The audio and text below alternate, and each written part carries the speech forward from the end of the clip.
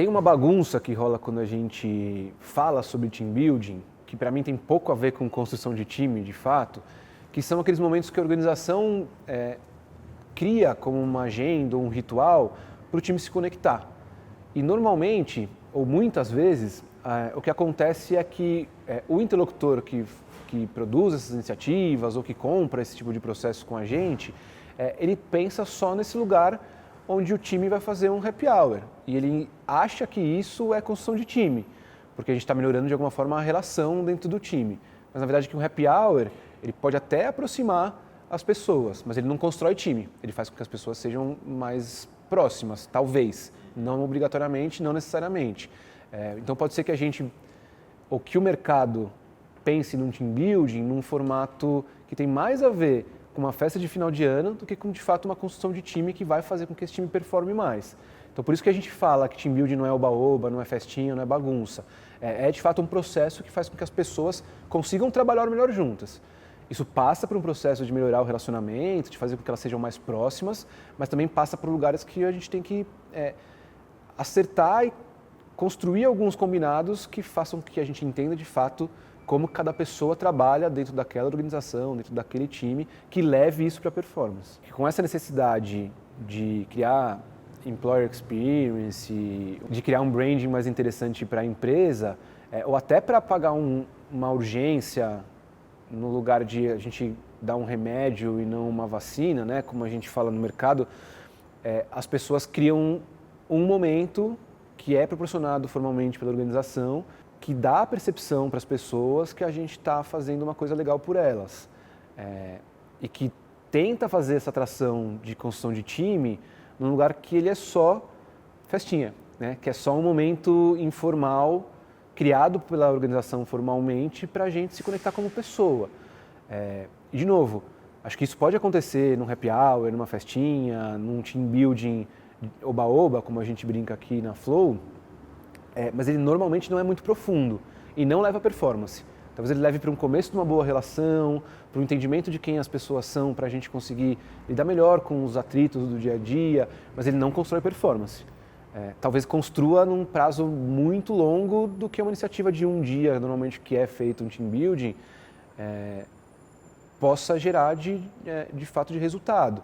Então quando a gente pensa em construção de time, mesmo que numa iniciativa menor, né, de um dia ou de uma agenda de 2 dias, por exemplo, a gente sempre tenta sair com outputs muito claros de combinados de como a gente pode performar melhor. Se você para pensar num time de futebol, de vôlei, de qualquer esporte coletivo, a gente pode se dar muito bem, mas executar o que a gente precisa executar como tática, muito mal.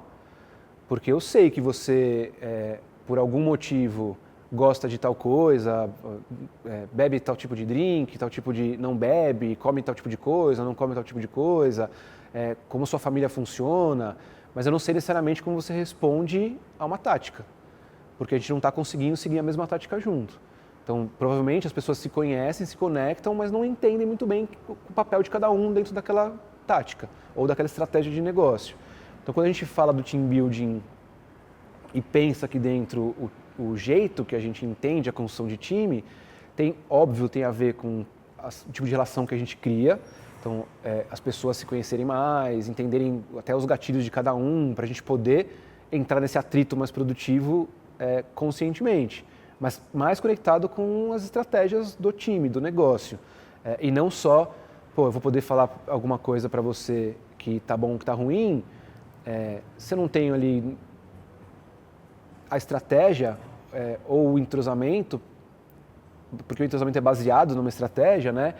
Eu de alguma forma só tenho um amigo, não tenho um parceiro que vai conseguir entregar essa estratégia comigo, né? E aí fica lá o líder gritando de fora, faz isso, faz aquilo, e ninguém consegue seguir muito bem, porque eu não sei a hora que eu for fazer aquele passe você já vai estar correndo.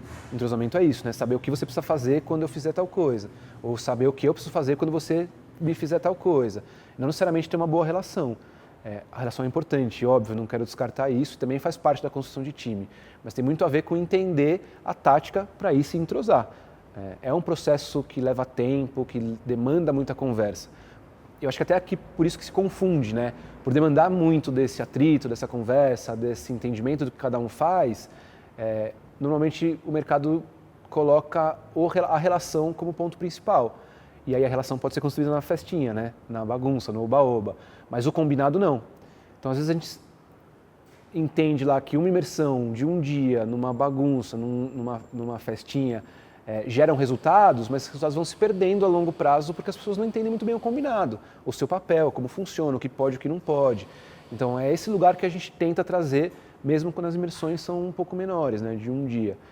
De fato entender o que é, qual é a tática, quem faz o quê, qual a posição de cada um, como a gente faz algumas coisas, o que a gente deveria fazer, o que a gente não deveria fazer, para a partir daí a gente entrosar o time naquela tática. E também tem a ver com o contexto, né? A gente não muda, a gente não faz uma construção de time igual para todos os times, porque tem time que ainda está em formação, tem time que já está performando e que ele pode precisar também de uma construção de time para olhar para outras coisas, ou para uma mudança, ou porque trocou algum personagem que fez com que esse time perdesse um pouco do entrosamento. Isso acontece no esporte, né? Você troca um personagem do time, às vezes o time para de performar, porque aquele personagem fez a tática mudar completamente, porque muda um papel ou outro, porque traz um conhecimento diferente do que tinha dentro daquele time. Então tem momentos também do contexto, e aí a gente olha muito pela perspectiva do Mihaly, né? Entender que desafio que a gente tem, e essa variável ela é construída a partir do que a gente percebe, do que a gente discute, mas a gente não ataca sempre uma construção de time da mesma maneira. Ela tem formatos e outputs combinados que a gente vai buscar dentro do que cada time precisa. A grande diferença entre uma festinha e uma construção de time mesmo profunda, para mim, está na intencionalidade. É a intenção, e isso tem o nosso trabalho por trás, no ponto de contato ali com os participantes, que é saber o que a gente precisa combinar, o que está faltando para esse time, aonde está o gap, não só da relação, mas de fato da produtividade mesmo, da performance desse time, que pode vir de vários lugares. Pode vir da relação, mas pode vir da falta de ritual, pode vir da falta de processo, pode vir da falta de ferramenta. Então a ideia é identificar muito bem de onde vem o problema e conseguir atacar ele. Na festinha, no geral, a gente consegue fazer com que a relação aconteça, mas com combinado de processo, provavelmente não. E não é incomum, na verdade acho que é muito, muito mais comum a gente encontrar esse multifatorial acontecendo. Então, quase sempre tem algum problema de relação, mas no geral a relação não vem só por falta de confiança, às vezes vem pela falta do processo. Então, eu não tenho uma boa relação com um par do meu time porque eu não sei o que eu tenho que fazer em cada momento. E aí parece para as outras pessoas que eu não faço o que eu tenho que fazer. Mas nem eu sei o que eu tenho que fazer, nem as outras pessoas sabem o que elas têm que fazer. E imagina isso num coletivo de 10, 15 pessoas. Se ninguém sabe o que tem que fazer, vira uma bagunça. E aí começa a gerar desconfiança. Então existe desconfiança ou falta de confiança, mas ela vem num lugar específico, que intencionalmente a gente precisa atacar. Então é esse movimento, saber o que é e intencionalmente falar sobre esse processo de construção. Ao mesmo tempo que a gente também fala das relações que envolvem toda essa mudança que a gente precisa gerar. Eu sinto que relações saudáveis e relações produtivas são diferentes. Relações saudáveis, a gente está falando de indivíduo mesmo, pessoas que conseguem ter uma relação saudável. Não necessariamente ela vai produzir, não necessariamente vai gerar performance. Eu acho que ela é um facilitador para relações que performam, que aí tem a ver com a construção de time mesmo. Na saudável você tem que pôr em limite, porque você não pode perder a sua individualidade em relação ao outro, mas na produtiva, ela tem relação limite, qual é o meu papel, qual é o seu, o que eu faço, o que eu não faço, ou até onde eu posso atravessar o seu papel, porque eu vou te ajudar, e o quanto isso vai te incomodar ou não. Então, se isso não estiver muito bem combinado, mesmo que eu queira te ajudar em algum movimento, pode ser que eu te incomode, porque você está sentindo que eu estou ultrapassando o seu limite. E para de ser produtivo, a relação. Não necessariamente para de ser saudável. Eu ainda posso te falar, você está atravessando o que eu estou pedindo. E você entender que, mas eu estou aqui para te ajudar. A relação ainda é saudável. Não tem um atrito negativo, né? Não tem uma toxicidade, tem uma necessidade e uma ajuda. E elas podem aparecer, mas por falta de combinado, ela pode não ser produtiva. Porque eu começo a te tirar um pouco do meu limite para você não atravessar mais. E a gente não conseguiu conversar nesse combinado. Então quando você for ultrapassar meu limite de papel, me avisa antes que quando eu for cobrado lá ou tiver que fazer um reporte para minha gestão, eu sei que você já executou isso e eu posso levar como uma possibilidade, até da integração das nossas áreas, por exemplo. Então não necessariamente uma relação saudável ela é produtiva. É assim que eu entendo e acho que é isso que a gente tenta movimentar. Ter relações saudáveis, mas que elas também sejam produtivas para o negócio.